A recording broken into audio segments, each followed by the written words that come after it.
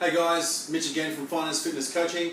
Today I'd like to talk to you about full doc loans and low doc loans. So let's have a quick look at the market and how we sit at the moment. At the moment it's very convoluted.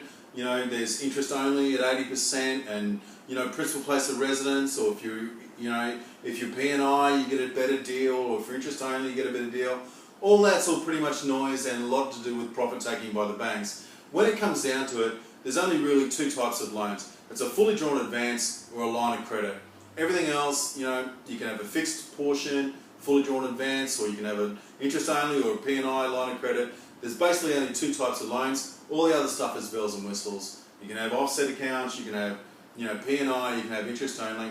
All that sort of stuff is best navigated for your personal circumstance at the time of application by working with your finance strategist from Finance Fitness. So let's have a quick look at full doc. Now, a full doc loan basically is you're either PAYG, you furnish us with 3 payslips and a letter from employer, or you're self-employed and we have to get 2 years of tax returns. Okay, so 2 years of profit and loss and income tax returns. Now, basically, how it works is there's you and how the bank looks at you.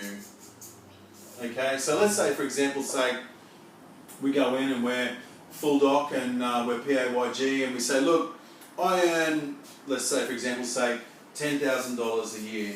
Okay, I know that's ridiculous, but extrapolate the numbers to suit you.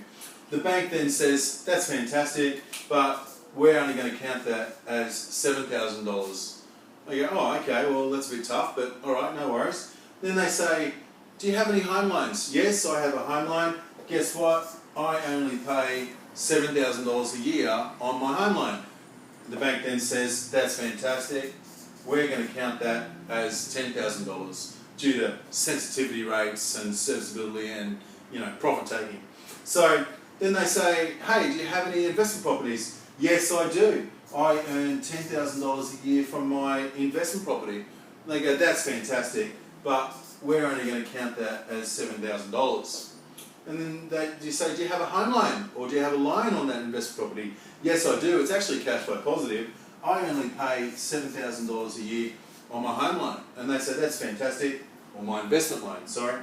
That's fantastic. Once again, we're going to count that as $10,000. So you can see that they give you less income than what you're making, they give you more expenses than what you're actually paying, and then down at the bottom of this Excel spreadsheet that every bank has, due to their credit criteria, if the number sort of prints out as a 1 or 1.01, then you get the loan. Okay, so this is where you are a full doc loan, where you're actually providing evidence of your income through pay slips and income verification.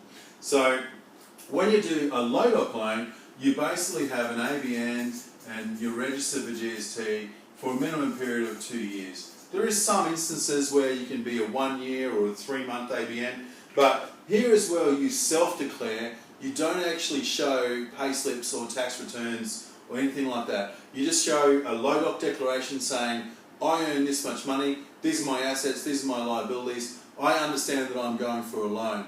Then they ring you and they confirm that, and your accountant also does a declaration saying, yes, I do Joe Blow's taxes, he hasn't got his taxes up to date, but he tells me he earns X and I agree with him.